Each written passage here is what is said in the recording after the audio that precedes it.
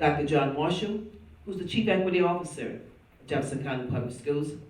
We have Dr. Dina Dossett, who is over research and accountability in Jefferson County Public Schools.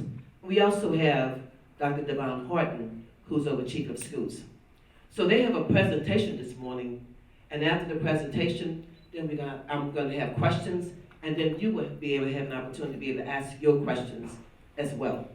So in asking your questions, to make sure that we're intentional about what the question is, so that they can be able to give you an accurate answer as well. So at this time, I'm going to pass it over to Dr. John Marshall, who's going to lead the presentation. Good morning. Good morning. Two things before we even get started. I want to redress a question before you call me or Amy or Renee back there. Implicit bias training is designed. It has not hit the district fully yet because it is still in its beta stage. So when the question was asked around implicit bias, there is modules from Kentucky State University that we've partnered with that we are working on and should go out real soon. So now that is clear, we can get into the presentation, but I didn't know if the question was answered adequately or clearly. I did want you all to know JCPS is doing district-wide implicit bias training. It has not went out because we're still in the beta phase with our partner, Kentucky State University. Okay, so the implicit bias, excuse me, the implicit bias policy that was passed, it's almost 2 years old now. It's something that we're very proud of. It is something that we've heard board members say, and we've heard community long overdue say that it's needed. I always say this when I speak. It's actually 60 years late. So when we talk about racial equity and we talk about a racial equity policy, we understand that we have to be aggressive if we're serious about it. The worst thing, there's one thing you can do worse than having a racial equity policy is have one and not do anything with it. So because I understand, being someone that grew up in Jefferson County Public Schools, if we don't get this right, that would allow the dissenters, the people that don't want this to work, to say y'all have a policy and still couldn't get it right. So I wanted to say that's very important that we have it written. And this is John, not Dr. Marshall. As long as I'm here, especially in 2020, one of my resolutions is to get louder about the work, the lack of work, the cowardice, the obstruction, and those dedicated that want to do the work. So we're going to really get after it in 2020. All right, so there's 5 tenets. I'm going to have to stand up, y'all. I'm sorry. Okay. So there are 5 tenets to the racial equity policy that we know is very important. And just to review and recap, we have a central office commitment, programmatic access, school culture and climate, staffing diversity, and curriculum instruction. We understand or believe that it is these 5 tenets that can address our racial equity policy, our racial equity problems, and our racial equity progress. So this is where we've kind of grounded the work with racial equity. Curriculum instruction, under the leadership of Dr. Polio, the board, and Dr. Coleman, we understand that there's some things that we must do around curriculum and instruction. We know that our curriculum and instruction nationally and in JCPS needs a massive overhaul. And as we talk about mental health and as we talk about all the things we are doing for our students, there's a mental health problem in our curriculum because it tells us mentally who we are and who we are not. So if we do not change the curriculum, you can throw all the money you want at mental health practitioners. If we don't change the system that's making us mentally ill, all you're doing is putting all the burden on children as opposed to the work. So we have to get serious about the real understanding of what mental health is. It is so much more than putting mental health practitioners in there. It's changed the mentality of adults that have made Black students mentally ill. All right, so the goals. I will hand this over to Dr. Dawson, but here are our goals. Well, Dina will talk about the status, so I'll talk about the goals. 25% increase in student enrollment. That was a goal that we have set. By 2020, that's December, correct, Dina? By December 2020, 3,940 culturally sensitive books. Low-hanging fruit, we've already done that. The gap in proficiency rates between African Americans and students will decrease by 3%. These are goals, and these are ambitious goals, minus number 2. And what we have to do is I agree with Senator Neal, we have to hold our own selves accountable to get this work done. So I wanted you all to see these, I wanted you all to understand them. This was on our website for a while. Delpon, is this still on our homepage? The DEP homepage? So I think you can see this on our homepage, but these are the goals around curriculum and instruction. Here's the status of the reports, and I'll kind of let Dr. Dawson and Dr. Horton talk about this real quick. Okay, so when we look at how we're doing so far, and again, our goals are for December of 2020. When we set our goals, we looked at the past few years and looked at trend data and said, what has been the trend and how can we accelerate, and set goals. And so we'll take another look at these goals as we get towards the end of 2020 and say, what do we need to change? How do we need to be bold? What do we need to increase to really push ourselves in these areas? But this was our first set of goals based on the very first racial equity policy and plan that we have at the district level. So what we see right now, we have our status in multiple different goals. We either need to accelerate, we're progressing towards meeting our goals, or we have already exceeded our goals. So when it comes to course enrollment, and we're looking at African American history courses, African American studies, those types of courses, we have exceeded our goal. We had almost 2,300 students enrolled this year in those courses. The low-hanging fruit that Dr. Marshall talked about in terms of books purchased, we have over 4,000 books purchased in the last 2 years. And then when it comes to our proficiency gap, that's an area that we need to accelerate. When we set that goal of 3%, we know right now we need to accelerate our progress there. We're not seeing a significant change in the gap between our African American students and our white students. What is the current gap? It's about 30%. That's the current gap. Double, you good? All right, so school culture and climate. As we talk about school culture and climate, this again is where we understand that we have to be aware of what's going on internally in our schools. So that was a tenet in which we wanted to focus on. So a 10% decrease in suspensions for students of color, and 1,800 fewer suspensions for students of color, and a 5% increase in reported sense of belonging for students of color.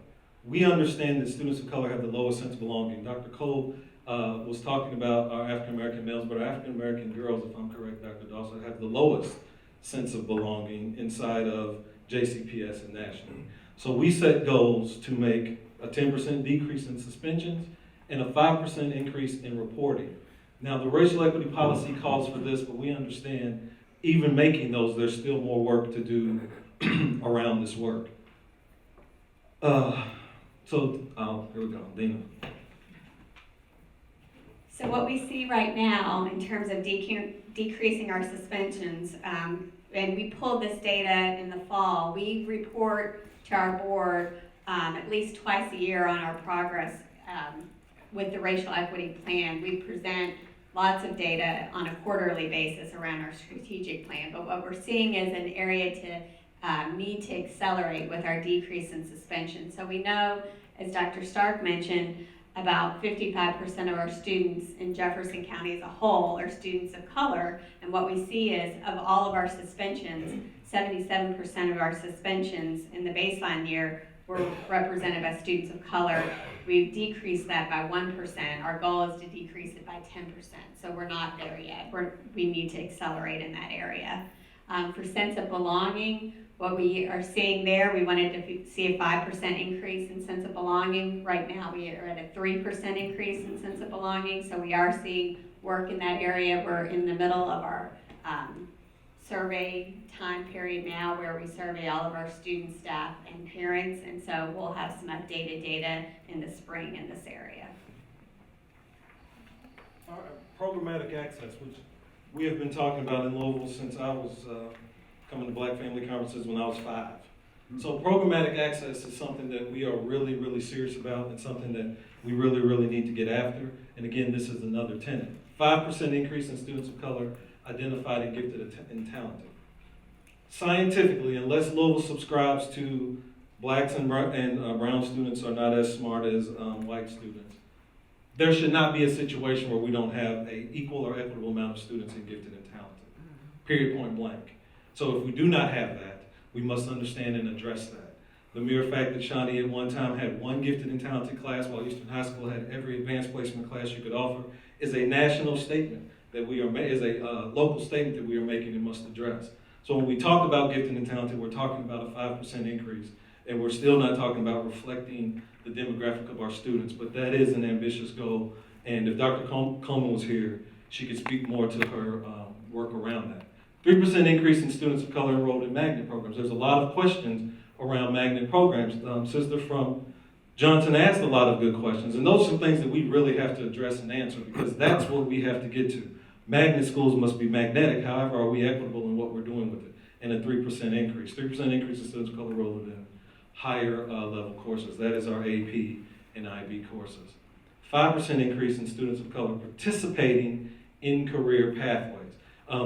Delpon speaks articulately and a lot about career pathways, because we understand even though college might not be for all, success should be for everyone.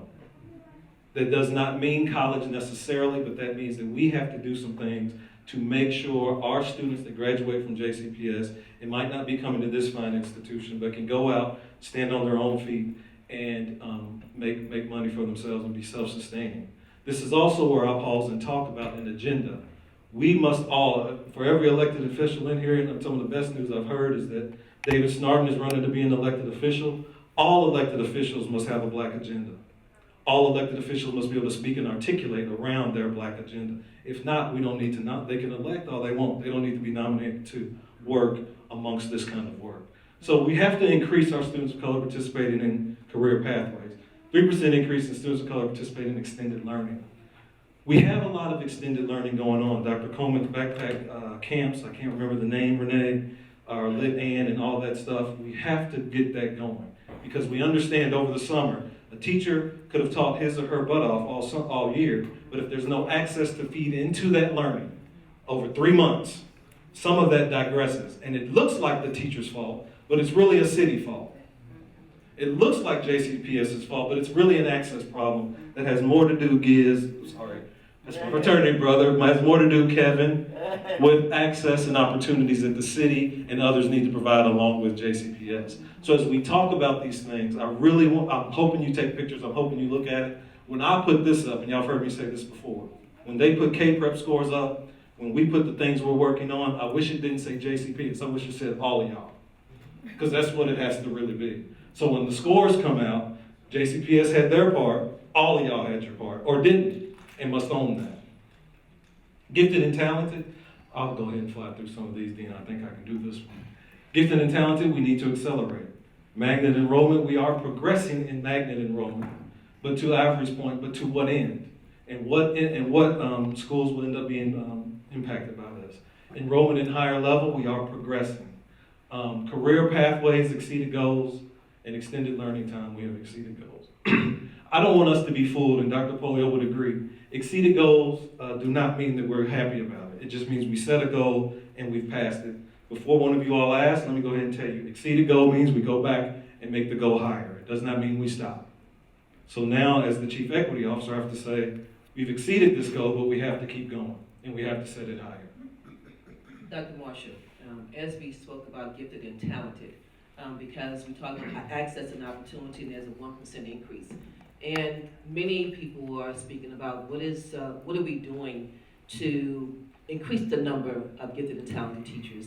I'm not sure if that's under your wheelhouse, but if we're going to provide access and opportunity, then what are we doing as a district, and what can we do to increase the number so that there can be additional opportunities and access for students? I'll say my part, then Dr. Dawson and Dr. Hort, please chime in. What we have done in mass is identified students to be gifted and talented.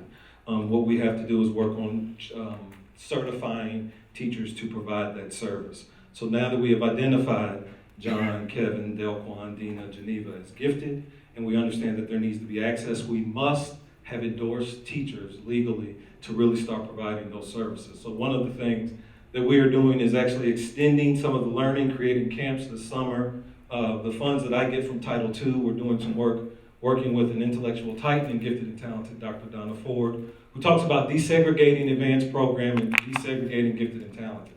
So we're working with her and some other ones, and Dr. Coleman can really speak with authority on this, to really integrate gifted and talented. I always say this, you can have a diverse school and not an integrated school. There's no point in getting on the bus 36 in Garland and going all the way out to Easton to be with your homies in the same class, with the same first-year teacher, with the same low expectations. A diverse school and an integrated school is totally different. So we can celebrate diversity all day long. We need to start demanding integration if we really want it. So that's some of the things we're working on around GT, and then again, the progressing on this stuff and exceeding our goals with career pathways. I would implore you all, family, career pathways, Dr. Christy Rogers, who has moved to Assistant Superintendent of High School. She's really ambitious around this work. With the CTE work, she works under Dr. Horton, so I'll kind of let him speak a little bit to that and anything else. Yeah, so under the career pathways, under Christy Rogers' leadership, she has created actually a lot of resources for, when you think about the Academy of Louisville, if you're familiar with that, they've taken a lot of community businesses. Some of them are, many of them are really high-profile businesses, and they've invested into our schools. And currently, I believe we have 14 AOL schools where students can attend throughout the city if they're interested in attending and getting development or certifications or license in a particular trade. And we've really gained a lot of momentum in that area. We're excited about where we are when we compare to our transition readiness for our seniors this year. We're roughly we're over 50%, and when you look at where we were last year at this time, we were in our 30s, if I'm not mistaken. So our students are actually earning certification, and that's something that you can't just cover up and say they've passed. They actually have to take the courses, take assessments, and get the actual hours in order to be qualified for that, and so we're excited. And part of that is also some of their ACT scores, meeting the national, well, actually, ACT's measurement, so, all right? Dr. Horton, when we talk about those certification programs, can you share with the audience, what are some of those programs? What are some of those programs? Because we know that every student does not have to go to college to be successful. Can you share with the audience, what are some of those programs that JCPS students are getting to obtain that apprenticeship or those certifications that can help them be productive adults? Like right now, if I'm not mistaken, we have roughly over 35 career pathways. And in those pathways, some of them, health and science, actually we're in partnership with UPS. We have students being trained to actually go into work in an actual UPS organization. We have plumbing, we have welding. I mean, I can go on and on. I can actually pull some information for you to give you the exact, but there are over 35 career pathways currently for our students. And there has been a really intentional focus around working to do some cross-curriculum work with English, math, science, and also our CTE pathways. Because there's a lot of research that supports the importance of aligning that work so that they're not just in reading class, and it's a separate thing, but those skills that they acquire in reading, they can use them in their CTE pathways as well. Thank you. And again, I'll ask that question because sometimes the audience don't know that there's automotive, at Southern High School. There's some of the programs that our young people can be a part of and a part of. And so just, Dr. Dawson, if you can remember any of the names off the top of your head, some of the programs, the other programs aside from plumbing, automotive, health and sciences that our students are actively engaged in.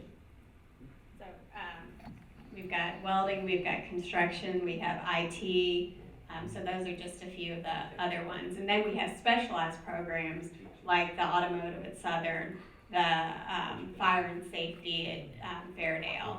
So, and then yes, education is another area where we're actually having students, this is one of the really innovative projects that we have in Jefferson County, where we have our current students, high school students, are serving as apprentices in the area of early childhood. So we have our high school students actually serving as assistants and apprentice in our early childhood programs as well. So we are building apprenticeship programs throughout the county and will be one of the largest employers of apprentices. Thank you very much. Again, sometimes there's a disconnect because people don't know. Yes. We'll do questions at the end. Is that what you want to do? Because a hand did go up. I don't care. You want to do it at the end, bro? All right, we'll do it at the end. All right. So classroom diversity is another tenet that we are focusing on. Here's the goals: 2% increase in teachers of color from 16 to 18% by 2020. Again, another thing I want you all to remember, this is December of this year. about less than 12 months now. 5% increase in administrators of, I guess about less than 12 months. 5% increase in administrators of color, 400 SBDM members trained in higher practices to increase staff diversity annually, and a 6% decrease in the attrition rate of teachers of color. So some of the things that are important that I think you understand, and I don't think Ashley Duncan, who I asked to come, I don't think she'll be able to make it. There are some things that I want you to know that JCPS is doing as it came out of the racial equity policy. A diversity hiring specialist, Ashley Duncan, many of you know her, sits in my department. She is responsible for managing or monitoring grade 8 hires and above. So she sits in meetings with Dr. Horton as they hire assistant principals, assistant superintendents, etc. Chiefs, as you know, very important. We have 2 chief positions coming open, chief of schools, and this man right here is stepped up and going to lead a different district. So we're going to have, he's chief of schools, and then Dr. Mike Razor left for COO. So something else I would love for this community to keep their eyes on as far as diversifying, hiring, and moving the work forward. But Ashley Duncan is working on that to make sure the process is not so much above board, but that we have a diverse candidate or a diverse pool of candidates that apply and get to the table for interviewing. Another thing, I think you've seen it all on the news, the Simmons Project and the Teacher Residency Project. The Teacher Residency Project under the leadership of Selena Fishback is something that we're doing to build our own teachers. So you already have your degree, you want to teach, you come back to us, and we train you up in our fragile schools. I don't like to use the word at risk, I don't like to use the word failing. In our fragile schools, to build you up, teach you how to teach while you're learning inside the classroom, and then going into the classroom on your own. If you take this scholarship and you take this work, you must stay in our fragile schools or you got to pay the work back. We get to design the curriculum in this, you guys. We get to talk about racial equity. We get to talk about cultural competence. We get to talk about mental health and where it belongs. And we get to actually help teachers understand what it is. As we talk about systems, and I will keep going back to a black agenda, this policy is only good as U of L fortifies it. U of L has to actually start creating courses. K-State has to start creating courses that prepare teachers to teach on the concrete that David Snarton, Delquan Dorsey, and John Marshall grew up on. Right now, we're still learning how to do great lesson plans, but we're not learning how to lead black minds. And we're going to have to get serious about that. So again, our policy is only as good as what Senator Neal's doing in Frankfurt, as what David's going to do when he gets in. So when we talk about the outcomes in December, I pray that they're sitting alongside of us and can share what they have done to fortify some of this work. And I pray you are there too, all the while holding us accountable. Teachers of color are progressing. Administrators of color are progressing. SBDM's exceeded goal. Attention rate for teachers of color, progressing. Again, we talk about progressing not as rah, rah, rah, give us a pat on the back. Training SBDMs is not hard. It's under me. We get in front of them, talk to them, move the work forward. But progressing is something that is important the community knows, because it is important that you know that there are steps being taken. My granny used to always say 100 pennies make a dollar. Everybody up here understands that we got to start putting some nickels and dimes in there, or else we'll never get there. But here are the things that we are progressing on and still not satisfied with. Teacher residency model, and I kind of talked about that. Initiative is set to increase the pool of qualified, capable minorities. That is a program, you all, that we must get after. That is a program, I will say, in partnership with U of L, at their own admission, saying that we have to prepare teachers better. And then the central office commitment. You see 3 chiefs sitting up here. Y'all been with me a long time. Some of y'all helped raise me. You know I don't scratch my head unless it itches. Finally, under the leadership of Dr. Polio and Senator Neal being relentless, this work, black work, don't sit in the black department anymore. We have chiefs that are owning their part of the black work. And that is very important. So we had to make a commitment. Not DEP, not Bernie Menace, not Montez Eves, not all the titans that came before me. Central office had to make a commitment to do this work. Shashrey McCormick is in my division, and she could be a chief equity officer today, but we have to make sure that every chief owns this work, or else it does not move forward. So here are our commitments. Funding, that's Cordelia Harden, if you want to know who the CFO is.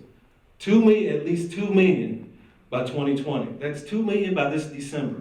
funding centered around racial equity. Such why I appreciate the question Senator Neal asked. $2 million. One of the things that I'll be doing with Dr. Dawson, Amy Dennis, Chief CFO, is really making sure, because I already know Senator Neal, you'll ask, qualify that $2 million. Exactly what is that $2 million going to? Without getting into it right now, that's something that we must do. Increase the number of staff participating in culturally responsive PDs. One of the things I was chomping at the bit about, you heard about mental health, you heard about training certain groups. We tend to forget that culturally responsive teaching does more than any of that. Culturally responsive teaching actually gets to the core of what students are and where they come from. You and I are finally allowed to bring our whole selves into a classroom, and a teacher is trained on how to do it. You give me a sound teacher, I'll tell you I don't need a mentor as much. You give me a sound teacher, I'll tell you we definitely don't need SROs in the building. So how do we get to this work is around culturally responsive teaching. And that is where we have to really look at what are we doing, how are we moving it forward. Over 400 hours of culturally responsive PD is offered between my shop and Dr. Horton's shop. Under the leadership of Dr. Polio, he has mandated that everybody that has a certification goes through the beginning work of Equity Institute. So by this time in December, we'll be able to say that all of our teachers are close to 80 or 90% divine will have been through our culturally responsive training. But there's PDs going on. Josh Ray McCormick back there monthly does mobile summits around microaggressions, around anti-racism, around how to reach students of color. So there's a lot of stuff that's going on. And what we have to do when we get intentional, to your question and others, is make sure that we get past asking will you go to prescribing what is needed for our children. And we're taking the burden off of what students need to do and what a system must do. Increase numbers of policies and practices through the REAP. I don't know if you all are familiar with the Racial Equity Analysis Protocol, but it is a process under the Racial Equity policy where now when you make a decision, you have to filter it through what we call a REAP, Racial Equity Analysis Protocol. Had the REAP have been in place, we may not have had a hair issue. Had the Racial Equity Analysis Protocol been in place, we will see disproportionality go down, because the first question is, what group does this have potential to marginalize? And if it says the group in which you and I sit, it is actually clear under the leadership of Dr. Polio that you must stop and rethink the practice. So that is a way to get in front of some of the unintended consequences of some of the decisions we have made 40 years ago, 20 years ago, 30 years ago. Yes, Delquan, yes, Snarden, this is actually something that we're doing with student assignment. This is something that we've done with SROs. And this is a practice that we do in cabinet to talk about the work and to filter it through the Racial Equity Analysis Protocol. It is not a centerpiece. It is something that we're actually using and leveraging to make sound decisions. That one right there is huge to me because it actually challenges the practices that we have, and it challenges us to make changes as needed. I will see to it. I'll put it, and I'm sure Senator Neal may have it, but I'll see to it that he gets it as well should you have questions, and you can definitely call Delquan Dorsey, who we all know, to get it from him as well. Here's the status.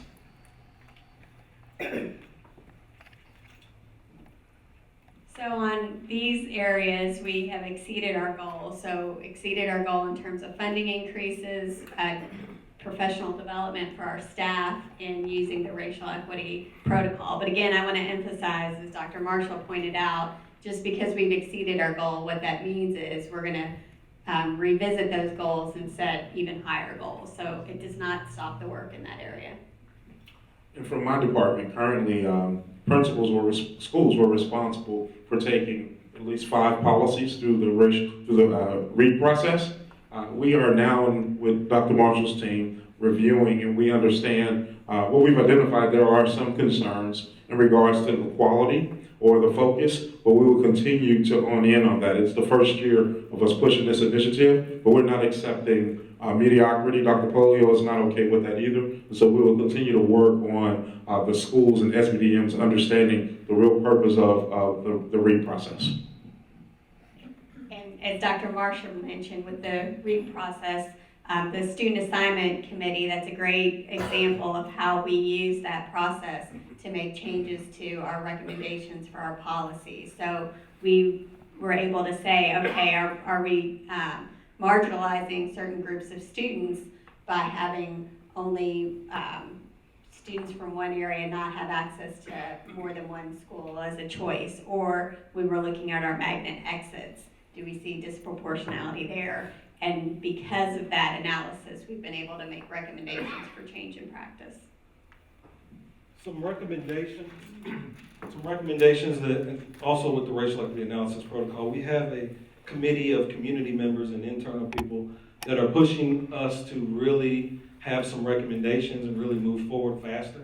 And I wanted to share with you all some of the recommendations. We meet about every 4 to 5 weeks, and we kind of talk about the status of where we are, but they also share what it is they're concerned about, what it is they're interested in, and the direction in which they believe needs to happen. They meet, they'll be meeting with Dr. Polio soon, but I wanted to share with you all a couple of these.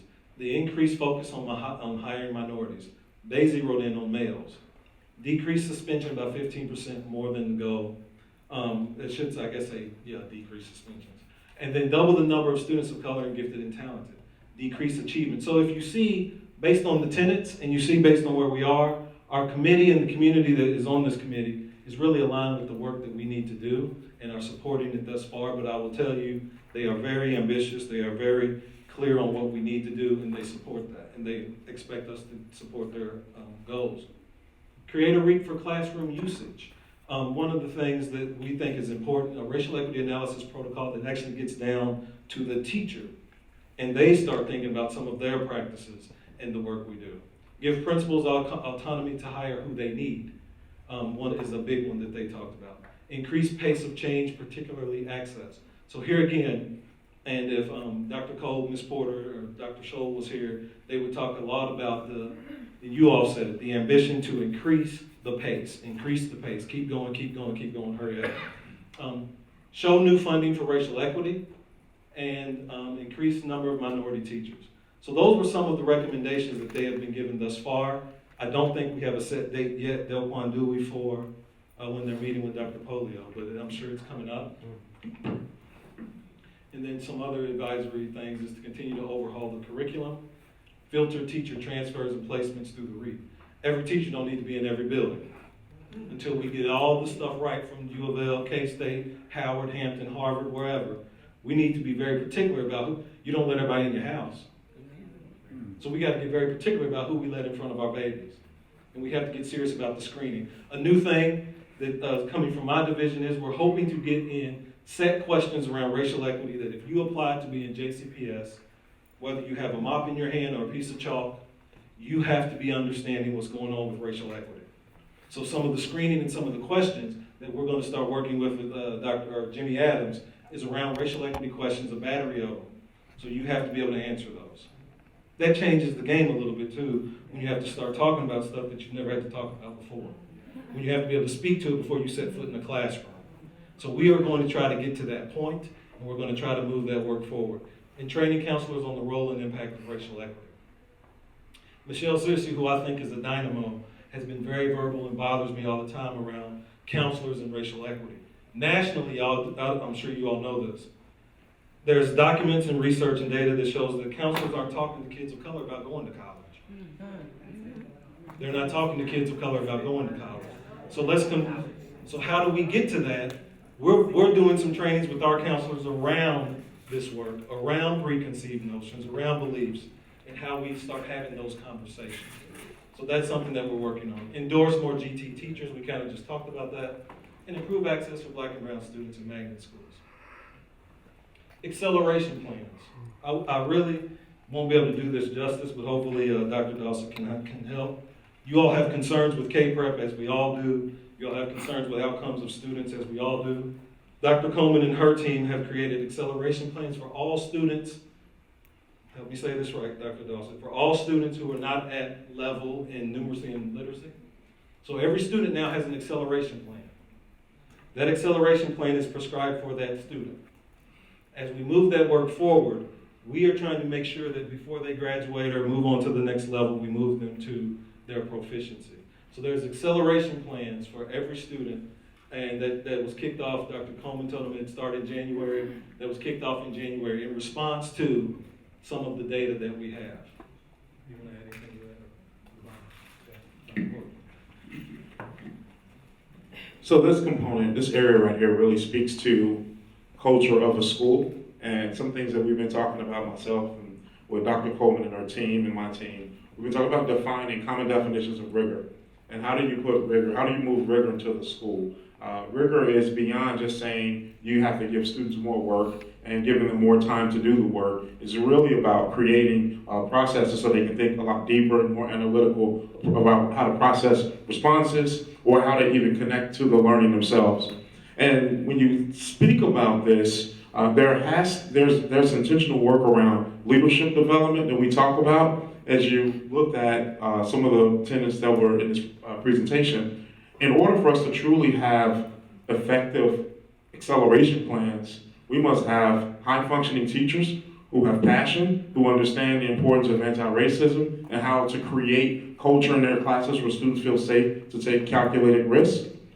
You must also have individuals who are persistently going to stick to not accepting mediocre outcomes, or when you have families who are not connected, finding ways where there's a culture in the school to reach out beyond the classrooms, to bring students, to bring families into the class. And then the last one, which I think is the practice of the work. Like, what does that mean? How do we move? So I think about Dr. Marshall and I, when he was speaking, his work in that department is a lot about the what needs to happen. And they're producing a lot of supports and a lot of resources.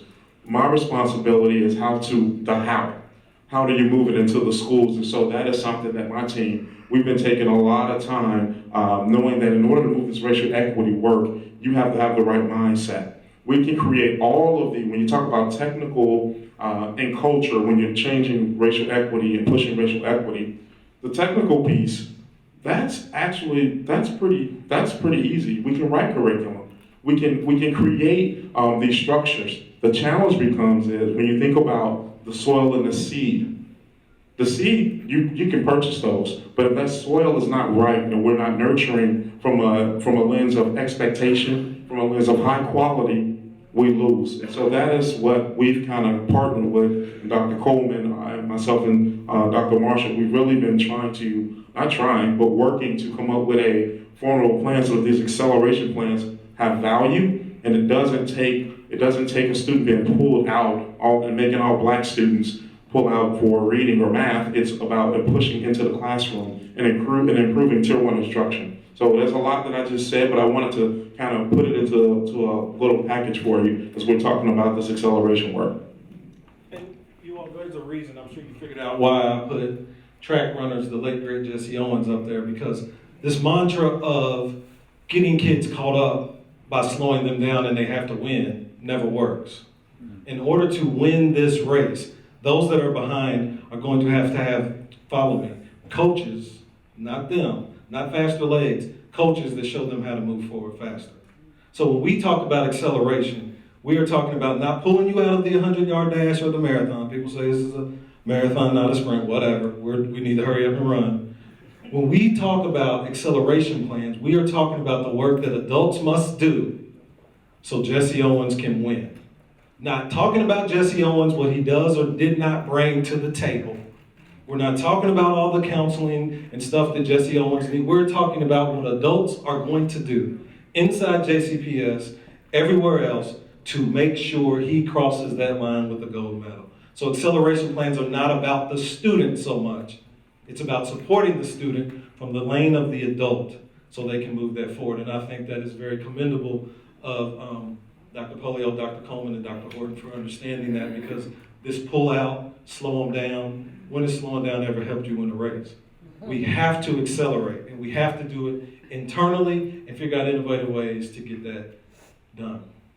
So some next steps. You heard me? You heard me already talk about the Racial Equity Advisory Council meets with Dr. Polio, review progress of the school for racial equity plans, and we've done this with the board already.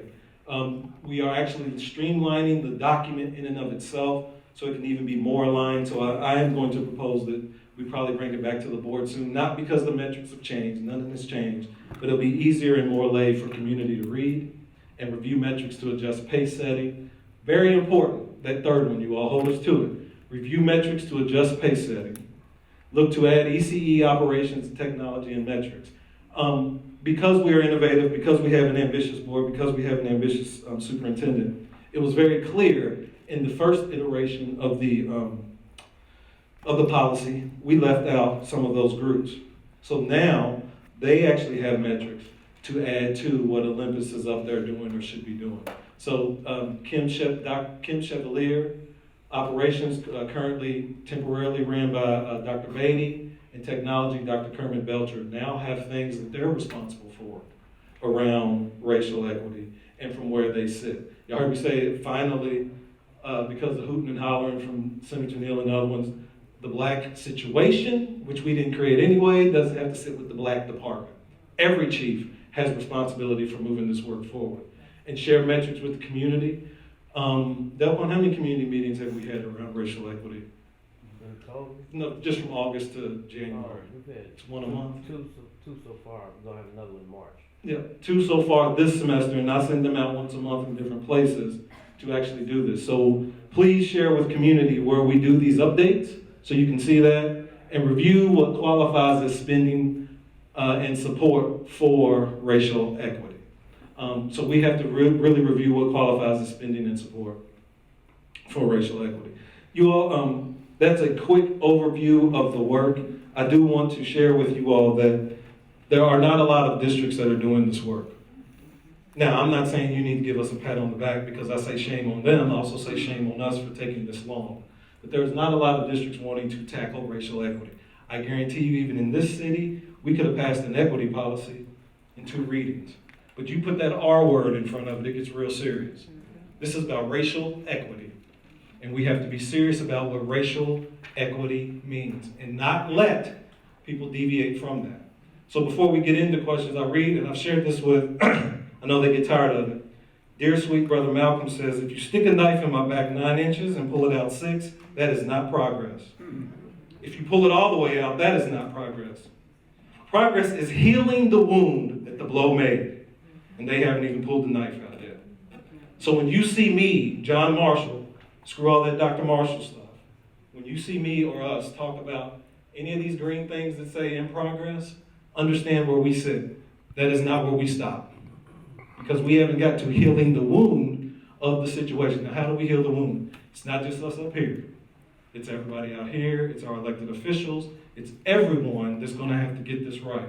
And when we have questions, and when we come back for whatever the next meeting is, I want to see a racial equity policy, a racial equity plan that supersedes or connects with what JCPS is doing. So we have windows and we have mirrors. I just showed you what we're looking at. I need people to show us what they're doing around this work and how are you doing it. Not in 2020 in JCPS are we able to sit back and say we're not as racially tense as other cities. Where I come from, we're very racially tense. And how do we move that work? Everybody has to be accountable for it, not just the chief sitting up here. We're the biggest boys on the block, so we're easy to pick on, but I promise you, none of this moves if we don't have senators, elected officials, board members, parents moving this work. None of it. So I will sit down unless my colleagues have anything else to add. I want to thank the chiefs in the back that have come to support this. They can come up here and answer questions too. So thank you all for this. And here is our racial equity policy that we're proud of, satisfied with the progress, but I believe my team, I can say, understand what Malcolm X is saying. So thank you.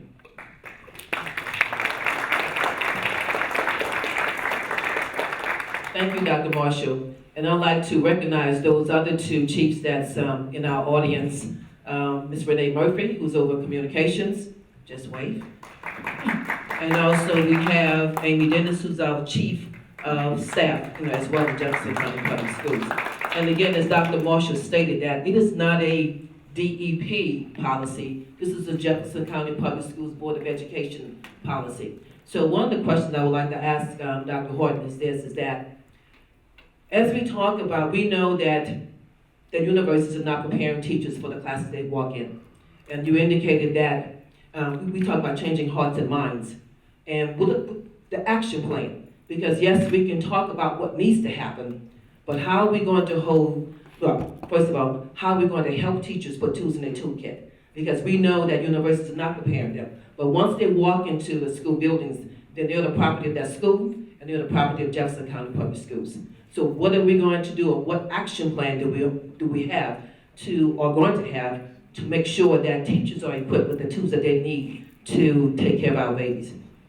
So, in all honesty, we understand that we have teachers that comes into our district that's not prepared to work with our students. We have experienced teachers who have not had who don't have the expertise. So when you start to think about, there's a lot of resources, a lot of trainings that are happening from DEP. They can't do it alone.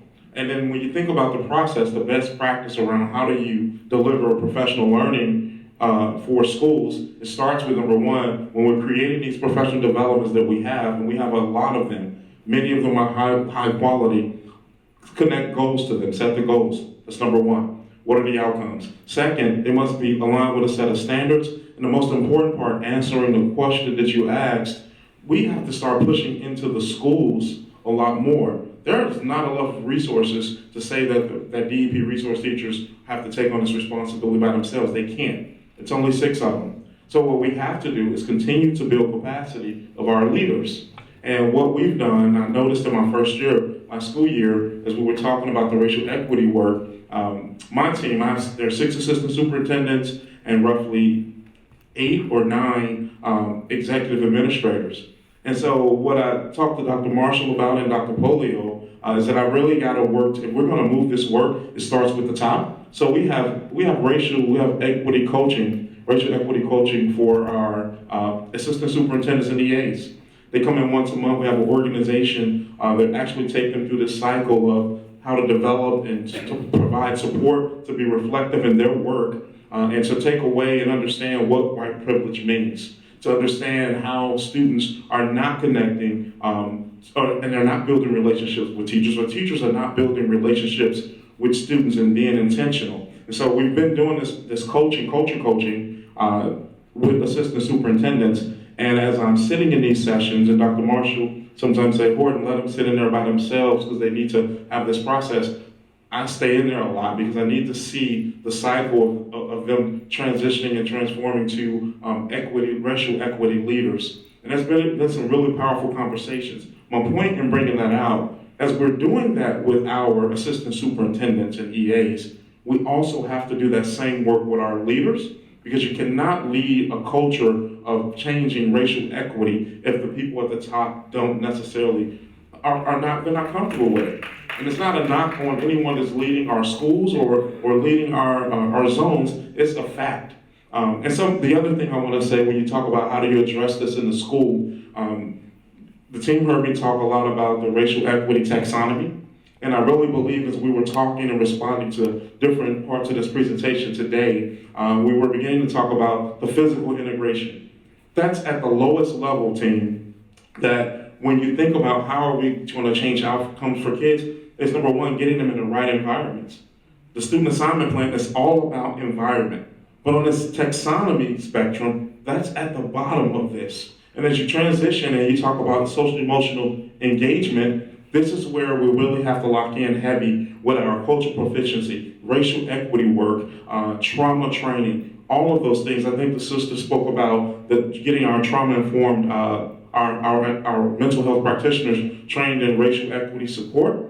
That's great, because this is our first year of implementing mental health practitioners. We hadn't thought that, but I can guarantee you that's something that we'll put on the radar, because that's important and we know the value. That's only 2 levels of this. I'm going somewhere with this, so give me a second. Opportunities to learn. Do we really set students up to be successful? Now, if you're inside of some of our programs or magnet schools that have a program, you have 2 worlds in a lot of these schools. You have the ones that are in the advanced or in the magnet program, and then you have the resides. And when you walk into those buildings, you feel it, you see it, you can taste it, but they're not connected, and there are 2 different worlds. If we are to move this equity work, we must find ways to merge all of our students inside of that culture, exposing them to high quality curriculum, working on students learning how to self-advocate for themselves, which I don't think we do enough. And I go back to intentionally building relationships with our students. As you move on up this equity spectrum, this equity taxonomy, we talk about instructional excellence. Do we have a culture in our schools where we can say we go in school A in every single classroom they have these agreed upon best practices that is cohesive, or do you have students on the west wing of the building that are getting exposed to these high-end pedagogical practices, while on the other end you're getting teachers that are novice and may not have the right skills to develop that? Every school must have some common routines, common expectations around instruction, and build a culture of connected. If anybody's familiar with John Hattie's work, I know there's some fans of that and people who don't agree with that. But the highest effect size for his work talks about teacher efficacy. How do you build efficacy in a school that don't have common expectations around what's best practice? You can't. And that is an area that our team, the assistant superintendents, we've been working on. And then finally, when you talk about we want great outcomes for students, and part of their work is the backpack of success skills, that's to engage and inspire learners. Everyone in this room, guys, we can't have that if those other four pieces are not in place. And that is where we're doing the work. We understand we do have students and teachers that are on the other end, but there are a majority of our students are somewhere along that spectrum that we have to provide opportunity for. And I hope that answered your question. I do want to say, because Horton won't, and this might be the only opportunity I have, this man's from the south side of Chicago. The man was a district leader in East St. Louis and Chicago. It is not coincidence that the work is moving forward because he comes from a place that understands it. As he leaves, I don't care if we get somebody from Somerset, Kentucky, but there has to be some bona fide understanding of what the urban core needs as we get another chief of schools. I need y'all to understand that clearly. This work, and I attribute it to these two people sitting beside me unequivocally, this work moves forward when people understand urban school needs. So Dr. Horton coming here, I hate him to racial equity, but because he didn't have to really understand it to this degree. We have to understand the importance of this position and what it means for him to exit. And we have to have an expectation of whoever it is. I don't care if the person's polka dotted. The urban core understanding of this work, of racial equity, I would attribute a lot to the two people sitting beside me, particularly this man who's over the principals in schools, y'all. So think about that, all right? He's leaving. What does that mean for that group and as the work moves forward? Unapologetically, I say that, and unapologetically, I'll be watching it. But y'all need to be watching it too. Thank you, Dr. Marshall. Dr. Horton, the teacher residency program, you were familiar with that in Chicago and also in East St. Louis. And now you have brought that program here to JCBS. Tell the audience, what does that mean? What does that look like, the teacher residency program? So I'll give you guys a really short, brief history to the residency. The teacher residency was originally designed out of Chicago, Illinois. It's an organization called AUSL, Academy for Urban School Leadership. And in my tenure as a principal in Chicago, I had the fortunate opportunity to actually take Phillips Academy, which at the time was the lowest performing high school in the state, and we converted it and became a training academy for residents. And through that process, the most powerful piece about the residency is that you get a chance to think about the medical field. How many years before you can start operating on a finger, a back, a brain, do you have to spend as a resident? You have to spend a lot of time, 5, 6, 7 years to do that. In the field of education, we take them 4 years, you get your degree, and we throw you in the classroom. And we expect you to make miracles happen.